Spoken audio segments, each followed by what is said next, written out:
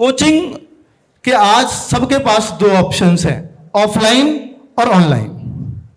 बहुत सारे बच्चों में ये कंफ्यूजन है कि मैं ऑफलाइन पढ़ूं या ऑनलाइन पढ़ूं।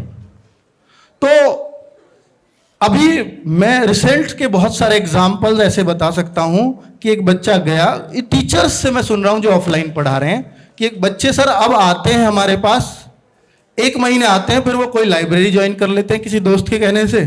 लाइब्रेरी में देखते हैं कि मेरा दोस्त तो इससे पढ़ रहा है, वो भी पढ़ के देखता है, उसको भी समझ आ जाता है। तो फिर वो बच्चा आता ही नहीं कि यहां से बढ़िया तो ये है कि मुझे रोज वहां कोचिंग सेंटर में भी जाना पड़ रहा है, फीस भी इतनी लग रही है, तो मैं यहीं बैठ करके पढ़ लेता हूं। तो अब कोचिंग सेंटर्स में स्पेशली ऑफलाइन में बहुत सारे बच्चे वो जा रहे हैं, या तो 12th पास किए हैं, कंपटीशन की नॉलेज बिल्कुल नहीं है। मैं ऑफलाइन के खिलाफ नहीं, मैं उसका पॉजिटिव पॉइंट भी बताऊंगा। और या तो वो जा रहे हैं जिनको अभी कंपटीशन की बिल्कुल जानकारी नहीं है, या वो बच्चा जा रहा है कि सर मुझे तो कुछ समझ ही नहीं आता ऑनलाइन में, मेरे डाउट्स कौन सॉल्व करेगा, मैं कैसे टीचर से पूछूंगा। या जो फैमिली के प्रेशर में जा रहे हैं कि भैया जब तक मास्टर सामने ना हो तब अगर आप पढ़ रहे हो तो क्या पढ़ रहे हो, ऐसे तो कोई पढ़ा ही नहीं सकता। तो ये वाली चैलेंजेस सामने आते हैं। पर मैं आपको ये कहूंगा कि अगर आपको कंपटीशन की ABC की भी नॉलेज नहीं है और आप गवर्नमेंट जॉब के कंपटीशन की तैयारी करना चाहते हैं, तो आपको 1-2 महीने ऑफलाइन जरूर जाना चाहिए। उसका कारण है कि आपको आपके जो आसपास के बच्चे हैं उनमें अनुभवी, कम अनुभवी, नए पुराने सब मिल जाएंगे आपको, जिनसे आपको गाइडेंस मिलेगी कि इसके लिए मुझे क्या पढ़ना है, उसके लिए क्या पढ़ना है। क्योंकि ऑनलाइन में आप सब कुछ ढूंढ तो सकते हो, पर आपको अभी वो भी नहीं आता है कि कैसे सर्च करें। तो ये एक कारण है। तो बच्चों, दूसरा अगर हम देखें कि भाई ऑनलाइन, तो ऑनलाइन एक बेहतर विकल्प है आज के टाइम में। अगर आप घर से बाहर नहीं निकलना चाहते हो, आप देखोगे बहुत पहले के कंपटीशन में लड़कियों का उतना परसेंटेज क्लियर करने का एग्जाम का नहीं रहता था। आज के टाइम में लड़कियों का परसेंटेज और कट ऑफ दोनों बढ़ी हैं। उसका कारण है क्योंकि पहले लड़कियां दूर दूर कोचिंग सेंटर्स में नहीं जा सकती थी, दिल्ली बड़े बड़े शहरों में नहीं जा पाती थी।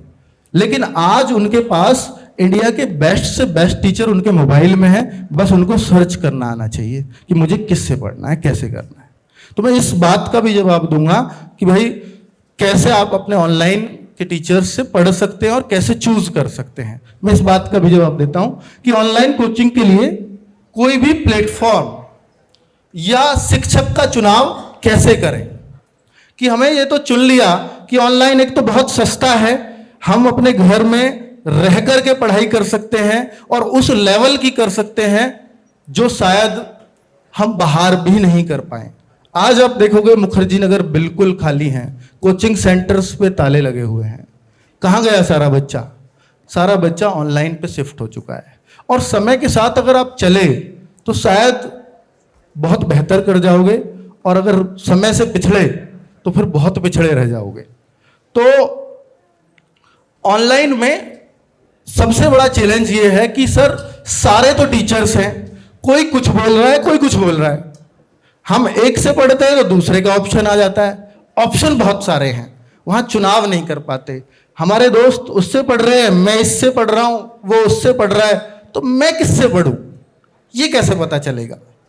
तो बच्चों, आप जब भी ऑनलाइन में शिक्षक ढूंढ रहे हैं या कोई प्लेटफॉर्म ढूंढ रहे हैं, तो आप टॉपिक डालिए अपना कोई, कि मुझे कौन सा टॉपिक पढ़ना है।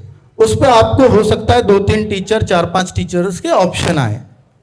आप सबसे पहले ये देखिए कि व्यूज काउंट या लाइक्स का रेशो क्या है किसका, और कमेंट्स पढ़िए उस सेक्शन के। कमेंट्स पढ़ के आपको ये पता चल जाएगा ये टीचर बेसिक से पढ़ाते हैं, ये टीचर थोड़ा ऊपर से पढ़ाते हैं, और इन टीचर का सबको समझ आ जाता है। उससे पढ़िए। फिर भी मैं ये नहीं कहूँगा कि उसका सिलेक्शन कीजिए आप, फिर आप उनकी क्लास लीजिए उस टॉपिक की। अब अगर वो टॉपिक आपका बहुत क्लियर उस टीचर ने कर दिया, तो आप उनसे दूसरा टॉपिक भी देखिए। अगर वो भी बहुत क्लैरिटी से, फिर तीसरी चीज ढूंढिए, क्या इस टीचर ने क्या कंप्लीट चीजें पढ़ा रखी हैं पूरे मैथ्स की जो मुझे चाहिए। अगर वो भी मिल जाती हैं तो वो टीचर आपके लिए बना है, आप उसी से पढ़ लीजिए और फिर आप 10 टीचर्स को मत सर्च करिए। अगर आप करेंगे तो आप कहीं के नहीं रहेंगे। ऑनलाइन में ऑप्शन बहुत है, क्योंकि ऑनलाइन अच्छी चीज है लेकिन भटकाती बहुत है, क्योंकि ऑप्शन ज्यादा, जहां भी ऑप्शन ज्यादा होंगे, बिगड़ने के बनने के सारे ऑप्शंस हैं। आप पढ़ने में उस समय को यूज कर लो, आप रील देखने में भी कर सकते हो, वो आपकी चॉइस होती है। आपके मम्मी पापा को ये लगेगा कि अंकित भाटी बोल के आया था सहारनपुर में कि ऑनलाइन पढ़ना अच्छा है, मेरा बच्चा पढ़ रहा है, अगर वो मोबाइल लेके बैठा है, वो भी ऐसा आपसे उम्मीद करना शुरू कर देंगे। पर आप रील देख रहे हो या आप पढ़ रहे हो, ये आप ही पे डिपेंड करेगा। अगर आप धोखा दे रहे हो तो आप कभी सफल नहीं हो सकते। आप रील देखना, देखिए अभी एसपी सर ने बोली थी बहुत अच्छी बात कि रील देखना माइंड को या कोई भी अपने शौक को पूरा करना, आप एक टाइम लिमिट बांध दीजिए कि मुझे आधा घंटा रोज इस टाइम रील देखनी है। देखिए कोई इशू नहीं है। आप उस रील में भी मेरे लिए क्या बेहतर हो सकता है या मेरे पास सीख क्या है। जैसे अभी आपको बताया कि उस मूवी में मैं अपने लिए ढूंढ लेता था कि मैं वर्ल्ड वार पे देखता था तो मुझे वर्ल्ड वार की क्लैरिटी आ जाती। तो आप अपने शौक में भी ढूंढ लीजिए मेरे काम का क्या है, क्योंकि आपका गोल सिर्फ ये है कॉम्पिटिटिव एग्जाम।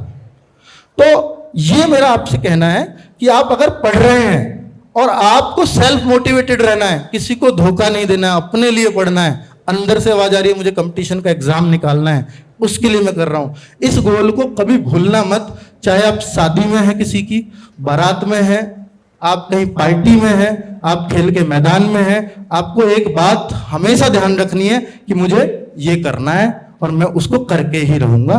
फिर आप चाहे कहीं भी हो, आप लक्ष्य के साथ हमेशा हैं।